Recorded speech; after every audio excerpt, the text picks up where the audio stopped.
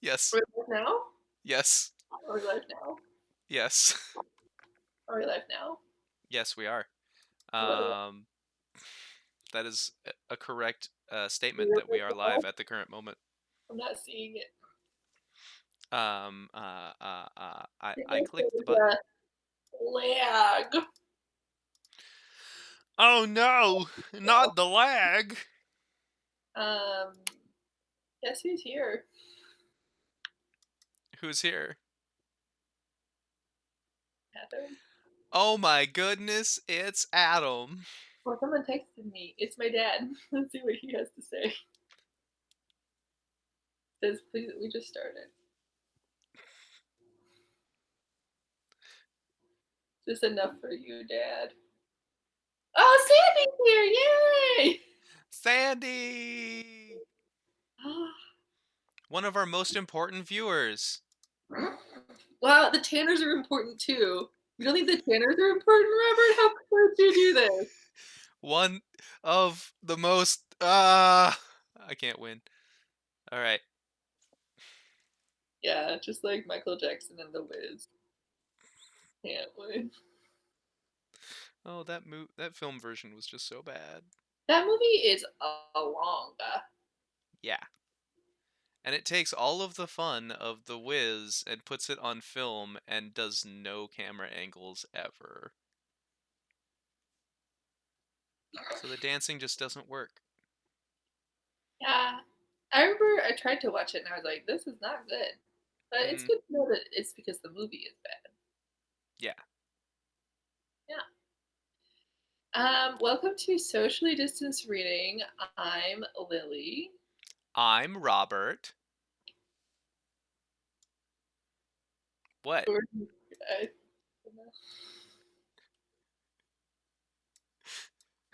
Hi, we're socially distanced reading. I'm Robert. I'm Lily. And do we have news for you? It's not Phantom Tollbooth tonight. If you were paying attention last time we streamed, we finished. So we're Yeah, on to something else tonight. we barely finished. We just eked out that episode. Yeah, YouTube did not want us to. Yeah, thank you for following us. Much like Talk followed Milo through the Phantom Toll booth, thank you for following us through the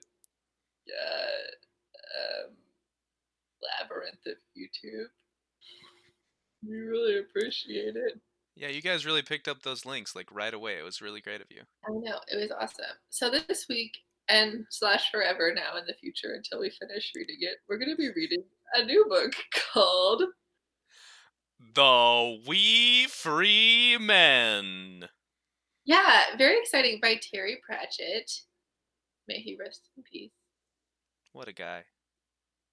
What a mind, you know? Um, yeah. Um, Yeah, it's a and fun thank one, God, folks. thank God we're reading out loud because my ability to form like thoughts and then put them into words is just like depleted. Yeah, let's not form thoughts. Let's just have someone else do it for us, and then Yeah. we'll repeat them. Yeah, okay. So one thing to know about this production is that we're not going to be doing props anymore, which I know is very disappointing. We have our friend still here, and then he has to say this about not doing props anymore. He says, "What the fuck?" We also have a friend in the background just chilling out to remind you of where we came from. And the Weekly Men is I'm going to be doing all of the narration. You're welcome, ladies. And I'm going to be reading the main character, Tiffany Aching. And Robert is going to do every single other character. But don't worry, he did make a spreadsheet. I got them voices, guys. Mm-hmm. Let's see how long it takes for me to repeat. There is a rule which that Robert did invest in a voice distorter, but he is actually not allowed to use the voice distorter. No, that is called doping, and doping is not allowed. Yes, so you're gonna have to rely on the power of the voice and of the imagination, and of the spirit, and the heart, and the brain, and love. And then we'll get out of Oz. Robert, if Oz is quarantine, we're never getting out of Oz. Oh So no. let's start reading. Woo! Also, we're only going to be reading one chapter at a time because they're longer. Okay, chapter 1. A clang well done. Some things start before other things. It was a summer shower, but didn't appear to know it, and it was pouring rain as fast as a winter storm. Miss Perspicacia sat in what little shelter a raggedy hedge could give her and explored the universe. She didn't notice the rain, which has dried out quickly. The exploring of the universe was being done with a couple of twigs tied together with string, a stone with a hole in it, an egg, one of Miss Tick's stockings, which also had a hole in it, a pin, a piece of paper, and a tiny stub of pencil. Unlike wizards, witches learned to make do with a little. The items had been tied and twisted together to make a device. It moved oddly when she prodded it. One of the sticks seemed to pass right through the egg, for example, and came out the other side without leaving a mark. Yes. She said quietly as rain poured off the rim of her hat. There it is. A definite ripple in the walls of the world. Very worrying. There's probably another world making contact. That's never good. I ought to go there. But according to my left elbow, there's a witch already there. She'll sort it out then. Said a small, and for now, mysterious voice from somewhere near her feet. No, it can't be right. That's chalk country over that way. Said Miss Tick. You can't grow a good witch on chalk. The stuff's barely harder than clay. You need good hard rock to grow a witch, believe me. Miss Tick shook her head, sending raindrops flying. But my elbows are generally very reliable. Footnote. People say things like listen to your heart, but witches learn to listen to other things too. It's amazing what your kidneys can tell you, Why talk about it? Let's go and see. said the voice. We're not doing very well around here, are we? That was true. The lowlands weren't good to witches. Miss Tick was making pennies by doing bits of medicine and misfortune telling. Another footnote. Ordinary fortune tellers tell you what you want to happen. Witches tell you what's going to happen, whether you want it to or not. Strangely enough, witches tend to be more accurate but less popular. And slept in barns most nights. She'd been twice thrown into ponds, I can't barge in. he said. Not on another witch's territory. That never, ever works. But She paused. witches don't just turn up out of nowhere. Let's have a look. She pulled a cracked saucer out of her pocket and tipped into it the rainwater that had collected on her hat. Then she took a bottle of ink out of another pocket and poured in just enough to turn the water black. She cupped it in her hands to keep the raindrops out and listened to her eyes. Tiffany Aching was lying on her stomach by the river, tickling trout. She liked to hear them laugh. It came up in bubbles. A little way away, where the river bank became a sort of pebble beach, her brother, Wentworth, was messing around with a stick and almost certainly making himself sticky. Anything could make Wentworth sticky. Washed and dried and left in the middle of a clean floor for 5 minutes, Wentworth would be sticky. It didn't seem to come from anywhere. He just got sticky. But he was an easy child to mind, provided you stopped him from eating frogs. There was a small part of Tiffany's brain that wasn't too certain about the name Tiffany. She was 9 years old and felt that Tiffany was going to be a hard name to live up to. Besides, she decided only last week that she wanted to be a witch when she grew up, and she was certain Tiffany just wouldn't work. People would laugh. Another and larger part of Tiffany's brain was thinking of the word susurrus. It was a word that not many people have thought about, ever. As her fingers rubbed the trout under its chin, she rolled the word around and around in her head. Cercerus. According to her grandmother's dictionary, it meant a low, soft sound, as of whispering or muttering. Tiffany liked the taste of the word. It made her think of mysterious people in long cloaks whispering important secrets behind a door. Susurrus, susurrus. She'd read the dictionary all the way through. No one told her you weren't supposed to. As she thought this, she realized that the happy trout had swum away, but something else was in the water, only a few inches from her face. It was a big round basket, no bigger than half a coconut shell, coated with something to block up the holes and make it float. A little man, only 6 inches high, was standing up in it.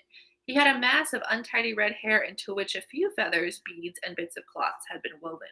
He had a red beard, which was pretty much as bad as the hair. The rest of him that wasn't covered with blue tattoos was covered with a tiny kilt, and he was waving a fist at her and shouting. Crivens! Gang away out of here, you daft wee hinny! We're the green-eyed! With that, he pulled at a piece of string that was hanging over the side of his boat, and a second red-headed man surfaced, gulping for air. Nae time for fishing. Said the first man hauling him aboard. The green-hide's coming! Crivens! Said the swimmer, water pouring off him. Let's off ski! And with that, he grabbed one very small oar, and with rapid back and forth movements, made the basket speed away. Excuse me, Tiffany shouted. Are you fairies? But there was no answer. The little round boat had disappeared in the reeds. Probably not, Tiffany decided. Then, to her dark delight, there was a sorceress. There was no wind, but the leaves on the alder brushes by the river bank began to shake and rustle.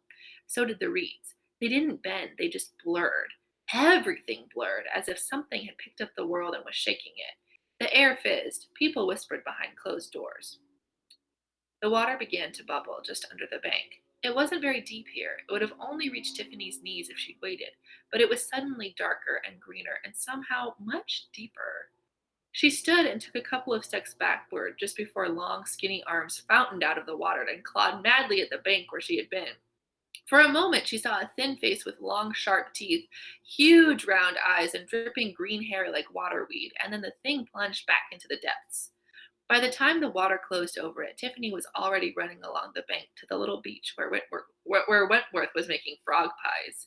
She snatched up the child just as a stream of bubbles came around the curve in the bank. Once again, the water boiled, the green haired creature shot up, and the long arms clawed at the mud.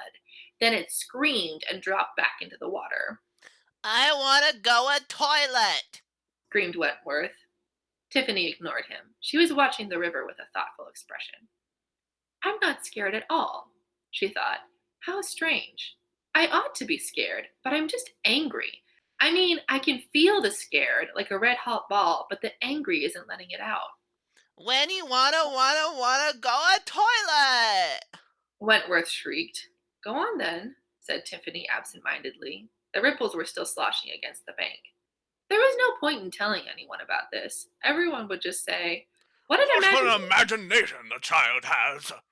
if they were feeling in a good mood, or Don't tell stories! if they weren't. She was still very angry. How dare a monster turn up in the river? Especially one so ridiculous. Who did it think she was? This is Tiffany, walking back home. Start with the boots. They are big and heavy boots, much repaired by her father, and they belong to various sisters before her. She wears several pairs of socks to keep them on. They are big. Tiffany sometimes feels she is nothing more than a way of moving boots around. Then there is the dress. It has been owned by many sisters as well, and has been taken up, taken out, taken down, and taken in by her mother so many times that it really ought to have been taken away. But Tiffany rather likes it. It comes down to her ankles, and whatever color it had been to start with is now a milky blue that, incidentally, is exactly the same color as that butterfly skittering across the path. Then there's Tiffany's face, light pink with brown eyes and brown hair. Nothing special. Her head might strike anyone watching, in a saucer of black water, for example, as being just slightly too big for the rest of her, but perhaps she'll grow into it. And then go farther up and farther until the track becomes a ribbon and Tiffany and her brother two little dots, and then there is her country. They call it the chalk. Green downlands roll under the hot midsummer sun. From up here, the flocks of sheep, moving slowly, drift over the short turf like clouds on a green sky. Here and there, sheepdogs speed over the grass like shooting stars. And then, as the eyes pull back, it is a long green mound lying like a great whale on the world, surrounded by the inky rainwater in the saucer. Miss Tick looked up. That little creature in the boat was a Knack-Mack Feegle, She said, the most feared of all the fairy races. Even trolls run away from the wee free men, and one of them warned her. She's a witch, then, is she? said the voice, At that age, impossible. said Miss Tick. There's been no one to teach her. There's no witches on the chalk. It's too soft. And yet, she wasn't scared. The rain had stopped. Miss Tick looked up at the chalk rising above the low, wrung out clouds. It was about 5 miles away, This child needs watching. he said. But chalk's too soft to grow a witch on. Only the mountains were higher than the chalk.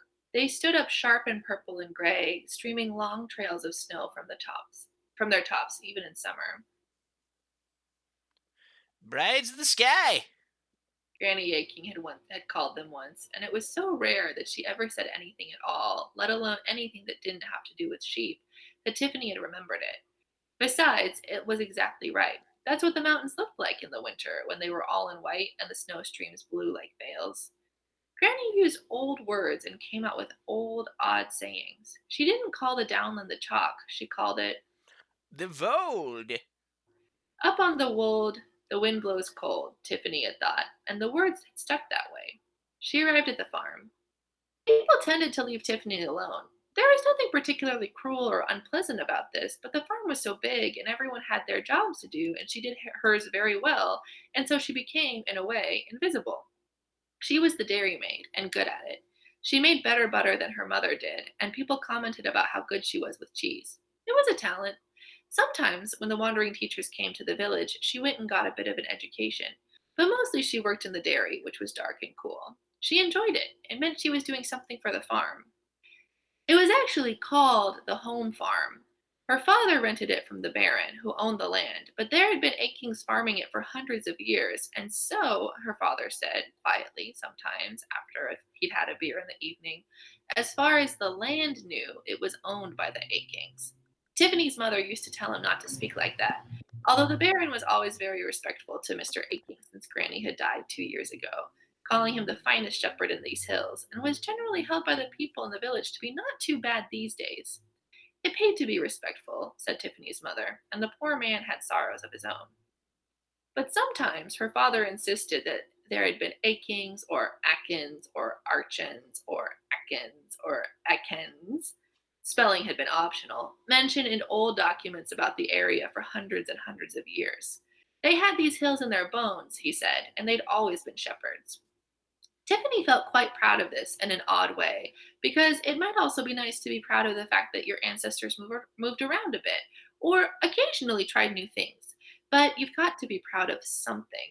And for as long as she could remember, she'd heard her father, an otherwise quiet, slow man, make the joke, the one that must have been handed down from aching to aching for hundreds of years. He'd say, Another day of work, and I'm still aching.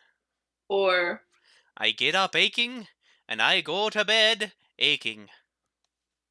or even, I'm aching all over. they weren't particularly funny about the third time, but she'd miss it if he didn't say at least one of them every week.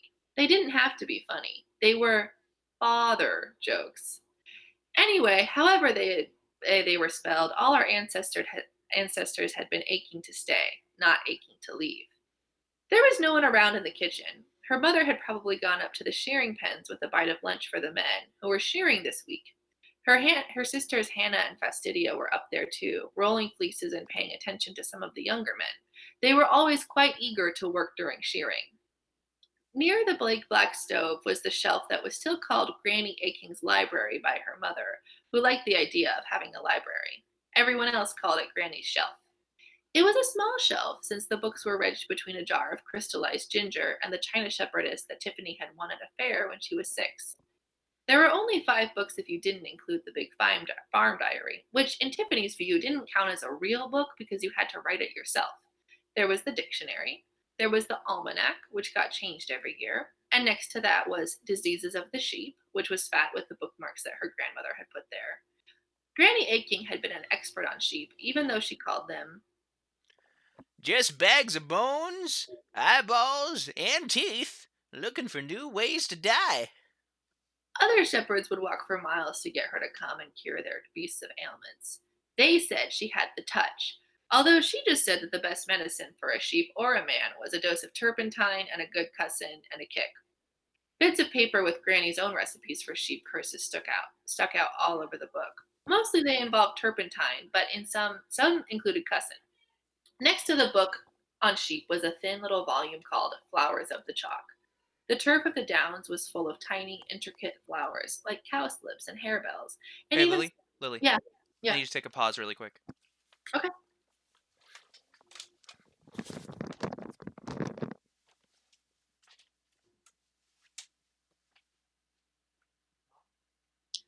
So while we're here,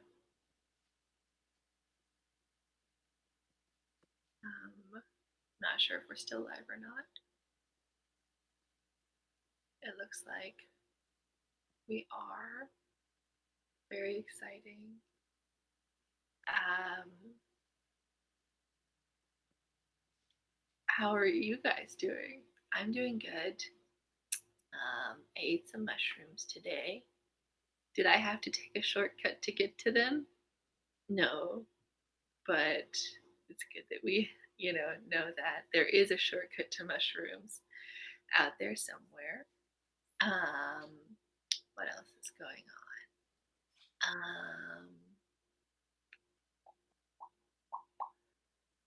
It's been raining, but just for like 1 second at a time. Pretty cool.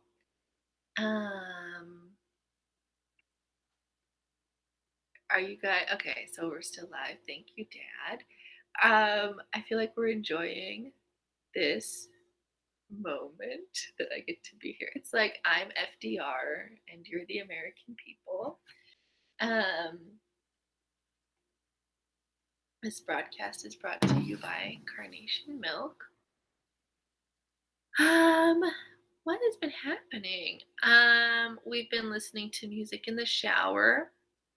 I mean, me today, and then also my mom. Pretty fun. Separately. We didn't unsocial distance. That would be weird. Um, um, I don't know. It's like I'm alone most of the time, but I still don't know how to talk to myself. Sorry about that, everyone. Is everything okay? Yeah, everything's fine. There was just yelling happening, and I didn't know what it was about, but it was a completely um, unimportant thing. That's fine. Oh, cool. Well, take it, just relax a little bit because I will be reading for a long time before you have to do anything. Awesome. Um, Next to the book on sheep was a thin little volume called Flowers of the Chalk. The turf of the downs was full of tiny, intricate flowers like cowslips and harebells, and even smaller ones that somehow survived the grazing. On the chalk, flowers had to be tough and coming to survive the sheep and the winter blizzards.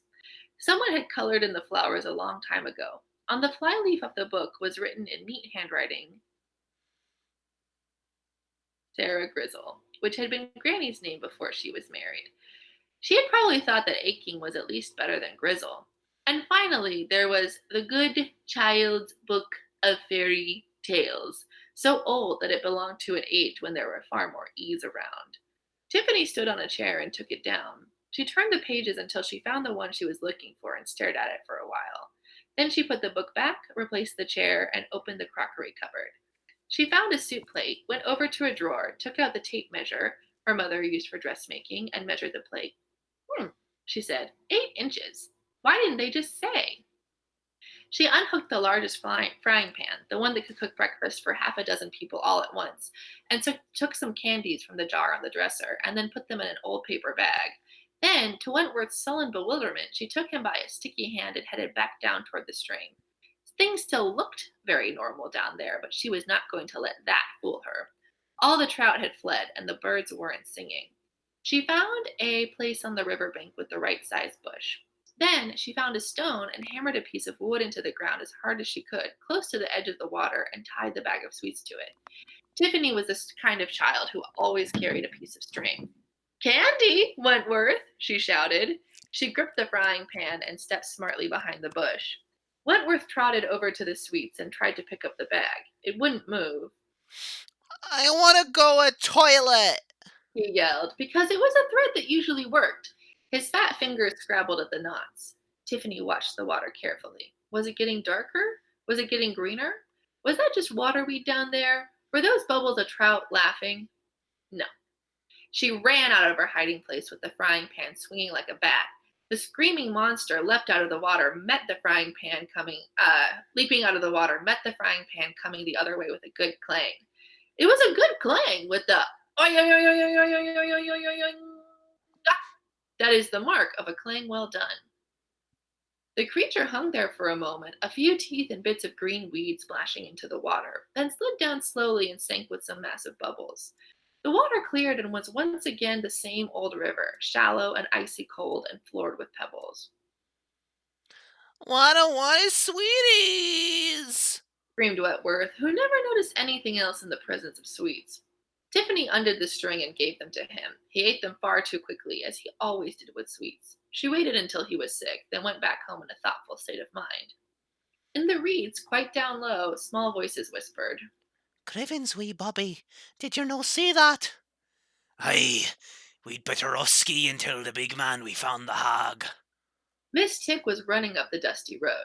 Witches don't like to be seen running. It looks unprofessional. It's also not done to be seen carrying things, and she had her tent on her back. She was also trailing clouds of steam. Witches dry out from the inside, It had all those teeth. said the mystery voice, this time from her hat. I know. Snapped Miss Tick. And she just hauled off and hit it. Yes, I know. Just like that. Yes, very impressive. Said Miss Tick. She was getting out of breath. Besides, they were already on early slopes of the downs now, and she wasn't good on chalk. A wandering witch likes firm ground under her, not a rock so soft you could cut it with a knife, Impressive. said the voice. She used her brother as bait. Amazing, wasn't it? Said Miss Tick. Such quick thinking. Oh no. She stopped running and leaned against a field wall as a wave of dizziness hit her, What's happening? What's happening? said the voice from the hat. I nearly fell off. It's this wretched chalk. I can feel it already. I can do magic on honest soil, and rock is always fine. And I'm not too bad on clay, even. But chalk's neither one thing nor the other. I'm sensitive to geology, you know. What are you trying to tell me? Said the voice. Chalk is a hungry soil. I don't really have much power on chalk. The owner of the voice, who was hidden, said. Are you going to fall over? No, no, it's just the magic that doesn't work. Miss Tick did not look like a witch. Most witches don't, at least the ones who wander from place to place. Looking like a witch can be dangerous when you walk among the educated. And for that reason, she didn't wear any occult jewelry, or have a glowing magical knife, or a silver goblet with a pattern of skulls all around it, or carry a broomstick with sparks coming out of it, all of which are tiny hints that there may be a witch around. Her pockets never carried anything more magical than a few twigs, maybe a piece of string, a coin or two, and of course a lucky charm. Everyone in the country carried lucky charms, and Miss Tick had worked out that if you didn't have one, people would suspect you were a witch. You had to be a bit cunning to be a witch. Miss Tick did have a pointy hat, but it was a stealth hat and pointed only when she wanted it to. The one thing in her bag that might have made anyone suspicious was a very small, grubby booklet entitled An Introduction to Escapeology by the Great Williamson. If one of the risks of your job is being thrown into a pond with your hands tied together, then the ability to swim 30 yards underwater, fully clothed, plus the ability to lurk under the weeds breathing air through a hollowed reed count as nothing if you aren't also amazingly good with knots, You can't do magic here? said the voice in the hat, No, I can't. said Miss Tig. She looked up at the sounds of jingling. A strange procession was coming up the white road. It was mostly made up of donkeys pulling small carts with brightly painted covers on them. People walked alongside the carts, dusty to the waist. They were all men. They wore bright robes, or robes at least that had once been bright before being trailed through mud and dust for years, and every one of them wore a strange black square hat. Mystic smiled. They looked like tinkers, but there wasn't one among them she knew who could mend a kettle. What they did was sell invisible things. And after they'd sold what they'd had, they still had it.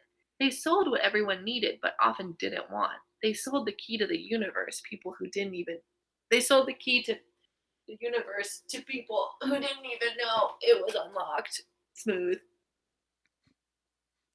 I can't do. said Miss Tig, straightening.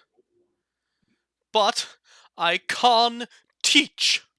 Tiffany worked for the rest of the morning in the dairy. There was cheese that needed doing. There was bread and jam for lunch. Her mother said, The teachers are coming to town today.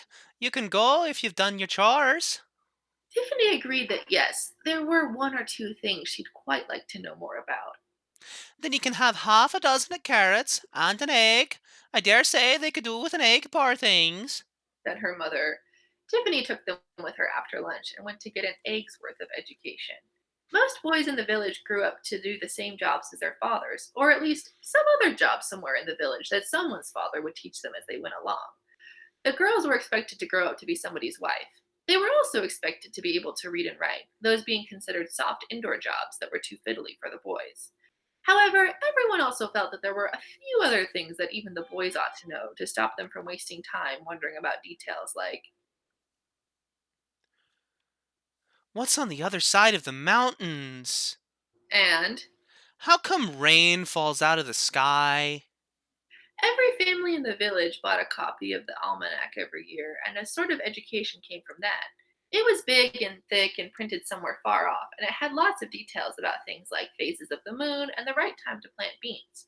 It also contained a few prophecies about the coming year and mentioned faraway places with names like Clatch and Hersheba. Tiffany had seen a picture of Clatch in the almanac. It showed a camel standing in a desert. She'd only found out what both those names were because her mother had told her. And that was Clatch, a camel in a desert. She'd wondered if there wasn't a bit more to it, but it seemed that Clatch equals camel, desert, was all anyone knew. And that was the trouble. If you didn't find some way of stopping it, people would go on asking questions. The teachers were useful there. Bands of them wandered together through the mountains along with the tinkers, portable blacksmiths, miracle medicine men, cloth peddlers, fortune tellers, and all the other travelers who sold things the people didn't need every day, but occasionally found useful. They went from village to village delivering short lessons on many subjects. They kept apart from the other travelers and were quite mysterious in their ragged robes and strange square hats. They used long words like corrugated iron. They lived rough lives, surviving on what food they could earn from giving lessons to anyone who would listen. When no one would listen, they lived on baked hedgehog. They went to sleep under the stars, which the math teachers would count, the astronomy teachers would measure, and the literature teachers would name. The geography teachers got lost in the woods and fell into bear traps. People were usually quite pleased to see them. They taught children enough to set them up, which was the main thing after all, but they always had to be driven out of the villages by nightfall in case they stole chickens. Today, the brightly colored little booths and tents were pitched in a field just outside the village. Behind them, with small square areas, had been fenced off with high canvas walls and were patrolled by apprentice teachers looking for anyone trying to overhear education without paying. The first tent Tiffany saw had a sign that read, Geography, geography, geography. For today only, all major land masses and oceans plus everything you need to know about glaciers. 1 penny or all major vegetables accepted. Tiffany had read enough to know that, while he might be a whiz at major landmasses, this particular teacher could have done with some help from the man running the stall next door. The wonders of punctuation and spelling. 1. Absolute certainty about the comma. 2. I before E completely sorted out. 3. The mystery of the semicolon revealed. 4. See the ampersand. Small extra charge. 5. Fun with brackets. Will accept vegetables, eggs, and clean used clothing. The next stall along was decorated with scenes out of history, generally of kings cutting one another's heads off, and similar interesting highlights. The teacher in front was dressed in ragged red robes with a rabbit skin trimmings and an old top hat with flags stuck in it. He had a small megaphone that he aimed at Tiffany. The deaths of kings through the ages. He said, Very educational. Lots of blood. "Not really," said Tiffany, Oh, you've got to know where you've come from, miss. said the teacher. Otherwise, how will you know where you're going? "I come from a long line of aching people," said Tiffany, "and I think I'm moving on." She found what she was looking for in a booth hung with pictures of animals, including, she was pleased to see, a camel. The sign said, Useful creatures! Today, our friend, the hedgehog! she wondered how useful the thing in the river had been, but this looked like the only place to find out. A few children were waiting on the benches inside the booth for the lesson to begin, but the teacher was still standing out in front in the hope of filling up the empty spaces. Hello, little girl. He said, which was only his first big mistake. I'm sure you want to know all about hedgehogs, eh? "I did this one last summer," said Tiffany. The man looked closer and his grin faded. Oh, yes. He said, I remember. You asked all those little questions. "I would like a question answered today," said Tiffany. Provided it's not the one about how you get baby hedgehogs. Said the man. "No," said Tiffany patiently. "It's about zoology." Zoology, eh? That's a big word, isn't it? "No, actually it isn't," said Tiffany. "Patronizing is a big word. Zoology is really quite short." The teacher's eyes narrowed further. Children like Tiffany were bad news. I can see you're a clever one. He said, But I don't know any teachers of zoology in these parts. Veterinary, yes, but not zoology. Any particular animal? "Jenny Greenteeth, a water dwelling monster with big teeth and claws and eyes like soup plates," said Tiffany. What size of soup plates? Do you mean big soup plates? A whole full portion bowl with maybe some biscuits? Possibly even a bread roll? Or do you mean the little cup you get if, for example, you just ordered soup and a salad? "The size of soup plates that are 8 inches across," said Tiffany, who'd never ordered a soup and salad anywhere in her life. "I checked," Huh. That is a puzzler. said the teacher. Don't think I know that one. It's certainly not useful, I know that. It sounds made up to me. "Yes, that's what I thought," said Tiffany, "but I'd still like to know more about it." Well, you could try her. She's new. The teacher jerked his thumb toward a little tent at the end of the row. It was black and quite shabby. There weren't any posters and absolutely no exclamation marks. "What does she teach?" Tiffany asked. Couldn't say. Said the teacher. She says it's thinking, but I don't know how you teach that. That'll be 1 carrot, thank you. When she went closer, Tiffany saw a small notice pinned to the outside of the tent. It said, in letters that whispered rather than shouted, I can teach you a lesson you won't forget in a hurry. "Yay! We did it! Chapter Hooray! 1! That was great, guys! Thanks for being here, everybody." Okay, bye. Our loyal fans, bye! You're all our most important watchers. All of you. You're great. Love you, bye.